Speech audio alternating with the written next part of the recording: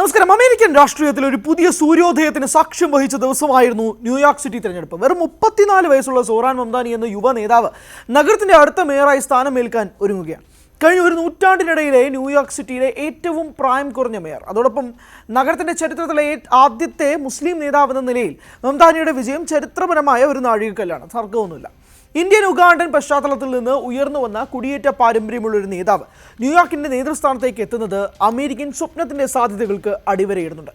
അദ്ദേഹത്തിൻ്റെ അതിവേഗത്തിലുള്ള വളർച്ചയും ആകർഷകമായ പ്രസംഗ ശൈലിയും തൊഴിലാളി വർഗത്തെയും യുവജനങ്ങളെയും ലക്ഷ്യം വെച്ചുള്ള ശക്തമായ സോഷ്യലിസ്റ്റ് കാഴ്ചപ്പാടുകളും അദ്ദേഹത്തെ ദേശീയ തലത്തിൽ ശ്രദ്ധേയനാക്കി. സോഷ്യൽ മീഡിയ പ്ലാറ്റ്ഫോമുകളിലടക്കം മംദാനി ഭാവിയിൽ അമേരിക്കൻ പ്രസിഡന്റ് സ്ഥാനത്തേക്ക് മത്സരിക്കാനുള്ള സാധ്യതകളെക്കുറിച്ച് അഭ്യൂഹങ്ങൾ ശക്തമാക്കി കഴിഞ്ഞു. എന്നാൽ അമേരിക്കൻ ഐക്യനാടുകളുടെ ഭരണഘടനയിൽ പ്രതിപാദിക്കുന്ന ഒരു അടിസ്ഥാനപരമായ വ്യവസ്ഥ ഈ സ്വപ്നങ്ങൾക്ക് മുന്നിൽ ഒരു അലംഘനീയമായ തടസ്സമായി നിലകൊള്ളുന്നു. അദ്ദേഹം സ്വാഭാവിക പൗരൻ അഥവാ നാച്ചുറൽ ബോൺ സിറ്റിസൺ അല്ലാത്തതാണ് ഇതിന് കാരണം. ന്യൂയോർക്ക് സിറ്റി വർദ്ധിച്ചു വരുന്ന ജീവിത ചെലവ്, താങ്ങാവുന്ന ഭവനം, ഗതാഗത സൗകര്യങ്ങൾ, അവശ്യവസ്തുക്കളുടെ ലഭ്യത തുടങ്ങിയ നിരവധി പ്രശ്നങ്ങൾ നേരിടുന്ന ഒരു നിർണായക ഘട്ടത്തിലാണ് മംദാനിയുടെ തെരഞ്ഞെടുപ്പ്. അദ്ദേഹത്തിൻ്റെ തെരഞ്ഞെടുപ്പ് വാഗ്ദാനങ്ങൾ തികച്ചും വിപ്ലവകരമായിരുന്നു. നഗരവ്യാപകമായി വാടക മരവിപ്പിക്കുക, പൊതുഗതാഗതം സൗജന്യമാക്കുക, ഭക്ഷ്യവില കുറയ്ക്കുന്നതിനായി പൊതുമേഖലാ ഉടമസ്ഥതയിലുള്ള ഗ്രോസറി സ്റ്റോറുകൾ, കൂടാതെ സൗജന്യ ശിശുപരിപാലന സൗകര്യങ്ങൾ എന്നിവ അതിൽ ഉൾപ്പെടുന്നുണ്ട്. ഈ ശക്തമായ നിലപാടുകൾ യുവ വോട്ടർമാർക്കിടയിലും പ്രധാന രാഷ്ട്രീയ പ്രവാഹത്തിൽ നിന്ന് തഴയപ്പെട്ടു എന്ന് കരുതുന്ന സമൂഹങ്ങൾക്കിടയിലും വലിയ സ്വാധീനം ചെലുത്തി. വിജയത്തിന് ശേഷം മംദാനി തൻ്റെ പ്രസംഗത്തിൽ വൈറ്റ് ഹൗസിനെ ലക്ഷ്യം വെച്ചുള്ള ഒരു പ്രസ്താവന നടത്തി. ആ പ്രസ്താവന എങ്ങനെയാണ്? ന്യൂയോർക്ക് കുടിയേറ്റക്കാരുടെ നഗരമായി തുടരും, ഒരു കുടിയേറ്റക്കാരനാൽ നയിക്കപ്പെടുന്ന നഗരമായി. അതിനാൽ പ്രസിഡന്റ് ട്രംപ്, ഞാൻ പറയുന്നത് ശ്രദ്ധിക്കുക. ഞങ്ങളിൽ ആരുടെയെങ്കിലും അടുത്തേക്ക് എത്തണമെങ്കിൽ നിങ്ങൾ ഞങ്ങളിലൂടെയെല്ലാം കടന്നു പോകേണ്ടി വരും. ഈ വാക്കുകൾ കുടിയേറ്റക്കാരനെന്ന തൻ്റെ വ്യക്തിത്വം ഒരു രാഷ്ട്രീയ ശക്തിയായി അദ്ദേഹം ഉയർത്തിപ്പിടിക്കുന്നു എന്നതിൻ്റെ സൂചനയായിരുന്നു. ചലച്ചിത്രങ്ങൾ, റാപ്പ് സംഗീതം, എഴുത്ത് എന്നിവയിലൂടെ എല്ലാം കടന്നുപോയ അദ്ദേഹത്തിൻ്റെ ജീവിതം ഒരു പരമ്പരാഗത രാഷ്ട്രീയക്കാരൻ്റേതായിരുന്നില്ല.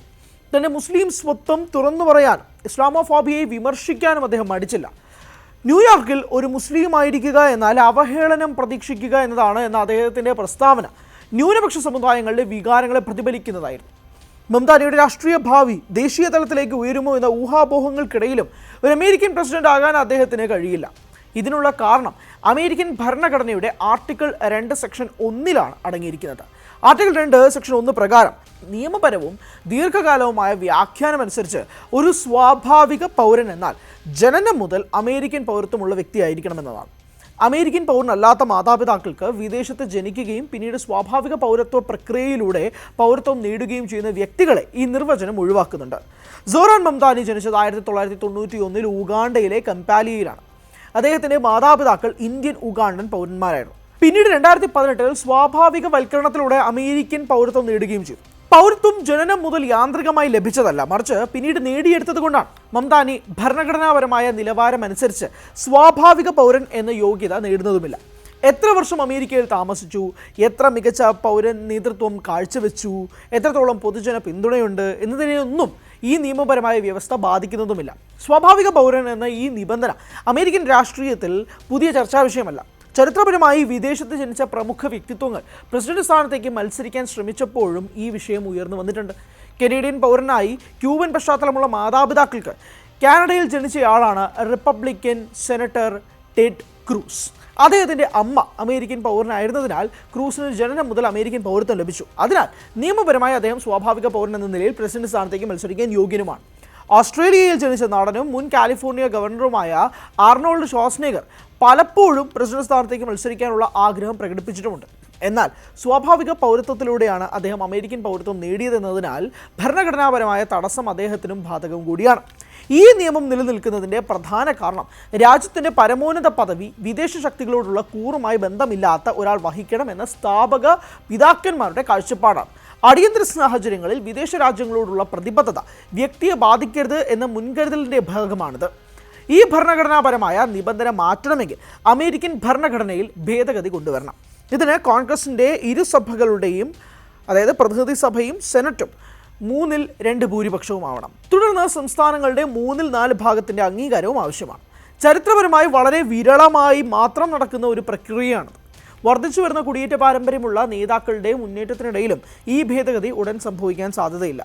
അതിനാൽ മംദാനിയെ പോലുള്ള നേതാക്കൾക്ക് ഈ തടസ്സം ഒരു യാഥാർത്ഥ്യമായി തുടരും.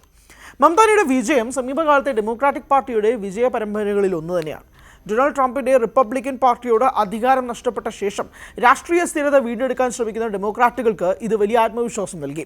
ന്യൂജേഴ്സിയിലും വിർജീനിയയിലും ഉൾപ്പെടെ മറ്റ് സംസ്ഥാനങ്ങളിലും ഡെമോക്രാറ്റുകൾ ഗണ്യമായ നേട്ടങ്ങൾ കൈവരിച്ചു. മംദാനിയുടെ പ്രചാരണം സോഷ്യലിസ്റ്റ് തത്വങ്ങളിൽ അധിഷ്ഠിതമായിരുന്നെങ്കിൽ ന്യൂജേഴ്സിയിലെയും വിർജീനിയയിലെയും ഗവർണർമാർ മിതവാദ നിലപാടുകളിലാണ് ശ്രദ്ധ കേന്ദ്രീകരിച്ചത്. ഈ പ്രത്യയശാസ്ത്രപരമായ വ്യത്യാസങ്ങൾക്കിടയിലും എല്ലാ പ്രചാരണങ്ങളിലും സാമ്പത്തിക പ്രശ്നങ്ങൾ ഒരു പ്രധാന പങ്ക് വഹിച്ചു. ജീവിത ചെലവ്, ഭവന ലഭ്യത, തൊഴിൽ സുരക്ഷ എന്നിവ അമേരിക്കൻ വോട്ടർമാരുടെ പ്രധാന ആശങ്കകളായി തുടരുകയാണ്. മംദാനി തൻ്റെ വിജയം പാർട്ടിക്കുള്ള ഒരു പാഠമായി കണ്ടു. പ്രസിഡന്റിനുള്ള പാഠം ഇതാണ്: തൊഴിലാളി വർഗ്ഗക്കാരുടെ ജീവിതത്തിലെ പ്രതിസന്ധി രോഗനിർണയം നടത്തിയാൽ മാത്രം പോരാ, അത് പരിഹരിച്ച് ഫലം നൽകണം. സോറൻ മംദാനിയുടെ വിജയം ന്യൂയോർക്കിൻ്റെ ബഹുസ്വരതയെയും പുതുതലമുറ നേതാക്കളുടെ വളർച്ചയെയും സൂചിപ്പിക്കുകയാണ്.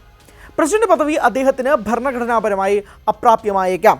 എന്നിരുന്നാലും ന്യൂയോർക്ക് സിറ്റിയുടെ മേയർ എന്ന നിലയിൽ രാജ്യത്തെ ഏറ്റവും വലിയ നഗരങ്ങളിൽ ഒന്നിൻ്റെ നയങ്ങളിലും ഭരണത്തിലും സമൂലമായ മാറ്റങ്ങൾ കൊണ്ടുവരാനുള്ള അധികാരം അദ്ദേഹത്തിനുണ്ട്. അദ്ദേഹത്തിൻ്റെ റാഡിക്കൽ സാമ്പത്തിക പരിഷ്കാരങ്ങൾ വിജയകരമാവുകയാണെങ്കിൽ അത് അമേരിക്കൻ രാഷ്ട്രീയത്തിൻ്റെ ഭാവി ദിശയെ സ്വാധീനിക്കുന്ന ഒരു ദേശീയ മാതൃകയായി മാറിയേക്കാം. വൈറ്റ് ഹൗസിൻ്റെ വാതിൽ അടഞ്ഞിരിക്കാമെങ്കിലും തൻ്റെ നഗരത്തിലെ ജനങ്ങളുടെ ജീവിതത്തിൽ മാറ്റങ്ങൾ കൊണ്ടുവരാനുള്ള അദ്ദേഹത്തിൻ്റെ ശേഷി ചോദ്യം ചെയ്യപ്പെടാത്തതാണ്. ചിലപ്പോൾ ഒരു രാജ്യത്തിൻ്റെ ദിശ നിർണ്ണയിക്കുന്നത് പരമോന്നത പദവിയിൽ ഇരിക്കുന്നവർ മാത്രമല്ല, പ്രാദേശിക തലത്തിൽ നിന്ന് ഉയർന്നു വരുന്ന ശക്തരും സ്വാധീനമുള്ളവരുമായ നേതാക്കൾ കൂടിയായിരിക്കാം.